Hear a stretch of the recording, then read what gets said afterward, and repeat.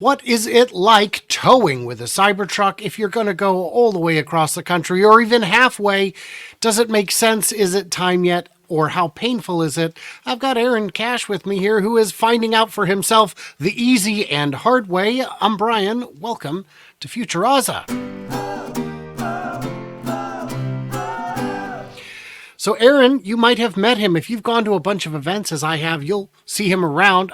Aaron is the A Better Theater guy who was very helpful in putting up a list of all the places that you could find the Cybertruck before it was widely out in the world.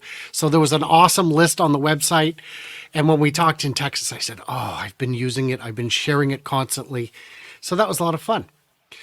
But now Aaron's up to no good. You're doing something. What are you in the middle of, Aaron? Yeah, so actually doing a little cross-country trip. I passed through about 7 states. Total round trip's going to be right around 2,500 miles. Yeah, it's been great so far. So that's what, 2 charging stops total, or? It's about maybe two per state, I would say, about that. The charging has not been too bad, but it is as you would expect, the different terrain and whatnot you go across. So what are you towing? A travel trailer? Yeah, great question. So I left California initially a few days ago and went out all the way across over to Iowa because I'm a crazy person and that's what crazy people do, right? So, but I had my eye on this very specific trailer. It's very hard to find, and when they're available, they go quick. So I reached out to the guy, drove all the way out, picked it up, and now I'm driving back. So it'll be interesting at the end of the trip. I should have some interesting stats about what was that trip on the way out, the usage, the efficiency, and everything, and what was on the way back with the trailer. And so you need to compare that.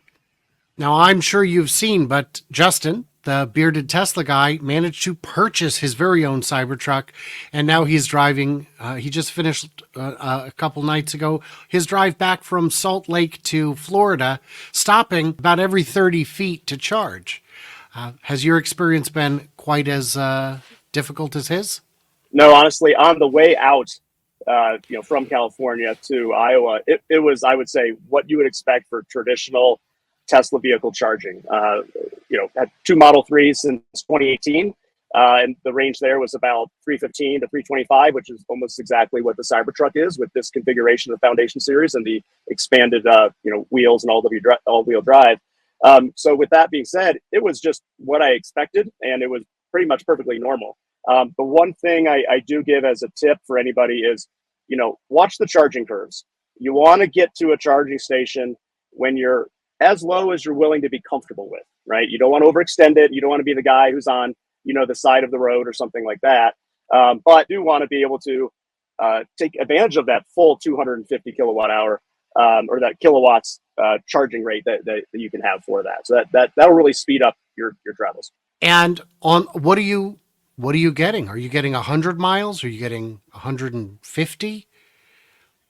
Sure. Yeah, it depends. On the way out, it was probably around 250 is where I was kind of falling into the comfortable zone of stopping and going between the chargers. I did snap a picture kind of each place I was at so I can do some more analysis later. I haven't really sat down to do all that. But the real true speed efficiency, if you want to get from point A to point B, you really need to shift down to that edge of the curve there and where you're going to get as much as that 250 kilowatt curve as you can. If you're saying, well, I'm going to charge it to 90%, you're going to be waiting there for 45 minutes.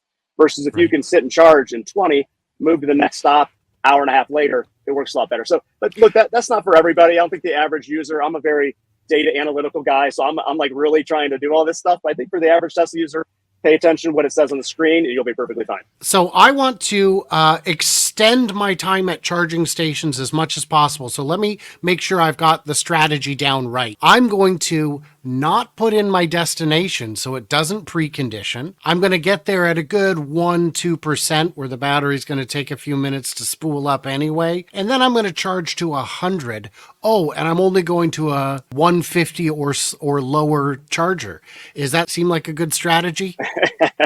Yes, if you want to take as much time as possible, definitely do that. And even you probably remember, and you've seen them in cities sometimes, they have these 72 kilowatt chargers, which are even half the version 2. So they're a little smaller and stuff. And I think those are fine. If people are literally going to park somewhere and they're going to go shopping for a couple hours and come back, no problem. And that's kind of where they put those, right? But if you're on an expressway, if you're going across the country on I-70 or wherever, you're going to want to hit a lot of the 250, the V3s, which there's a ton of them. I was very surprised.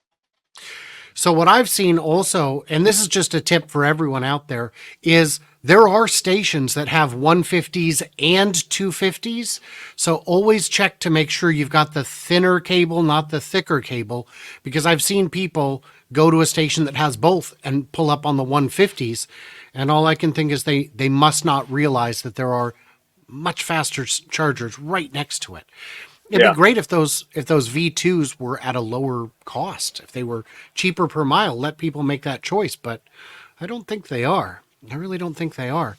So, I saw some plate. Yeah, sorry. Really touching on that because this was interesting. I think it was sort of Nebraska area I was at. They were charging different rates in a tiered structure based on what speed you were getting. So I don't know how it washed out in the end, but probably do some analysis on that to determine it. But in that specific area, they had that sort of step tiered structure, which is kind of interesting. So that is very interesting. So tell me, describe the trailer to me so we get an idea of just how big it is and what shape it is. Yeah, sure. So it's a 13-foot travel trailer, which is basically the brand is called Scamp, SCAMP. These guys have been around since the 70s. It's a very classic kind of look and design for them. It's sort of like an oval shaped, not so much like a teardrop. People kind of joke and say it looks like an egg almost, right? So if they're white with red lettering, if it said Tesla, you'd think it was a Tesla, but it's like the Tesla red, but it says Scamp, right? So, and again, these guys have been around for 50 years. They have ones from the 70s, 80s, 90s that are still on the road. This one was just a few years old. And what's nice about it, it has built-in facilities. So, refrigerator, has a sink with running water, it has a shower, a bathroom, all of that stuff together in a very compact. And the best thing I liked about it is the shape is aerodynamic, right? And the second part is it's made out of like a fiberglass. It's not made out of metal or something where you're going to have that heavy weight. Because as an EV owner, even if your vehicle can go super far and has a huge battery, you still want that efficiency, right? So that was really what triggered it for me. Question for you on the Cybertruck. Have you towed downhill yet? Yes, I just came across a few minutes ago. Yeah.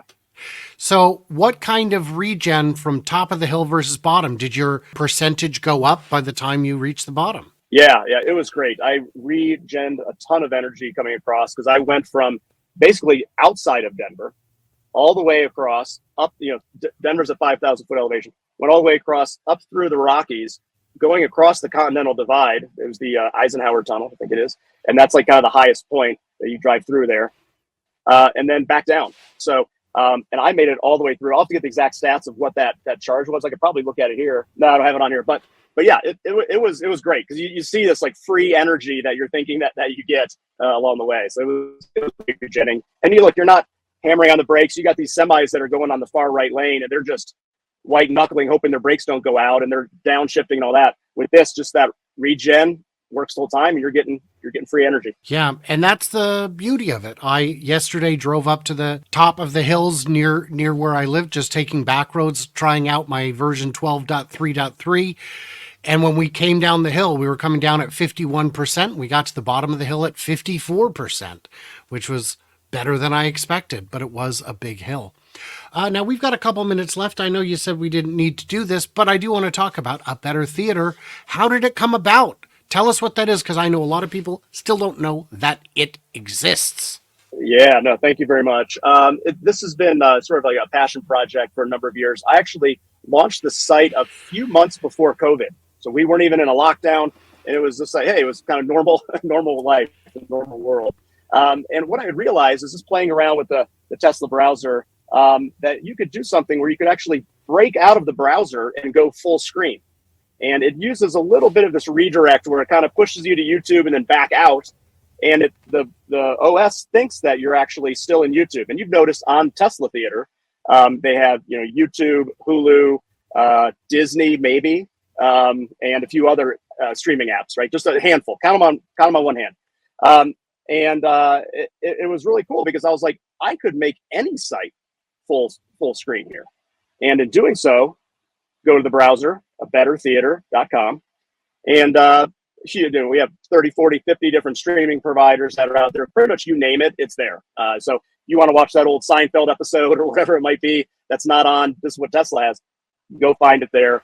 The way I explain it to friends and family is it's basically like it turns your screen and your EV into like a smart TV where you have that whole UI and everything from there. So we have free accounts. When I set this up, I said this is free. This is something I'm doing on the side. In the past, maybe 3 to 4 months, I have started adding a bunch more features, and I have a small little fee that you can pay per month or a once a year fee. That's an add-on to all the features that are there. But still, all the free stuff that's been for the past 4 years is still included.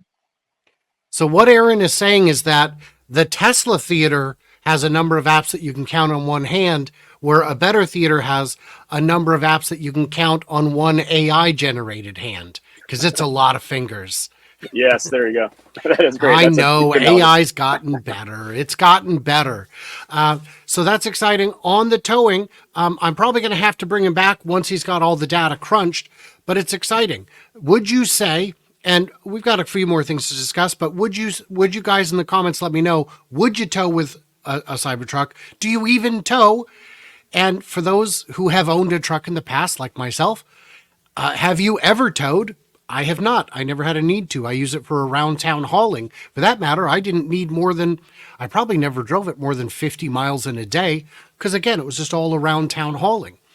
So the last question for you, Aaron, is what is your recommendation for people who are going to be considering towing with a Cybertruck? Yeah. Do it? Don't do it?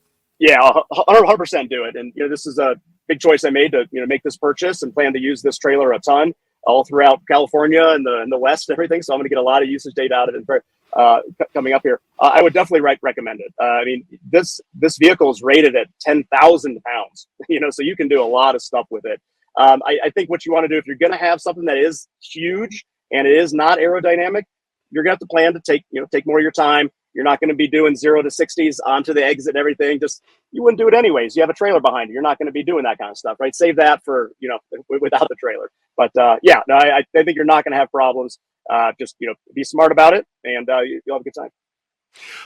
And I agree with all that. I guess the actual last question, the bonus round question, have you had much luck finding charging where you don't have to unhook? Yes. There's probably about, I would say, 80% of the time I've been able to not have to drop the trailer. And that's been great. And there's a few different ways you can do it. One, literally the pull through made for trailer chargers. Those are great, super easy. Then there's ones where you can do like a nose in, where you just kind of pull in, and it's actually on the side, where instead of having to reverse back in, normally you have all these ones are all reverse in, but there's one that's kind of over and on the side. And that's great because you just nose right in, plug in. It actually probably is quicker than if you had to do a reverse like a normal charging car. And then the third is what I've seen on this other charger, where it had the whole parking in front of it, but then behind it there was like a lane that was open, so you could actually drive behind it and pull the cable from the other side and plug in and only use one charger. So you're kind of parallel parked on it. I would have been blocking probably 2 or 3 stalls. But I was like, I'll go behind and pull through here. Took up 1 stall, 0 problem. So that's the best way to do it. Because you've got parking that looks like this, but only charging over here. So you park here. 100%, yeah. And actually on X, I posted a few different pictures, and I said, I kind of said nose in parking is a great way. A few different things that people could see what I had done on this trip with my trailer. And honestly, the trailers don't take too long to drop. You're taking maybe 2 minutes to take it off and 2 minutes to put it on, especially if you have like an electric jack on it. It's best just to kind of go in and not have to drop it, obviously. Especially with how tired you can get on a road trip. Aaron, thank you so much for hanging out with us, guys. In the comments, what did we miss? What did we misunderstand? Leave it. The videos where I try to make you smarter, and the comments is where you make me smarter. Although, since the delivery number, I've been inundated with trolls. It's fun. So stay tuned, stay juicy, all that good stuff. And I cannot wait to hear from you clever robots when you get your own Cybertrucks.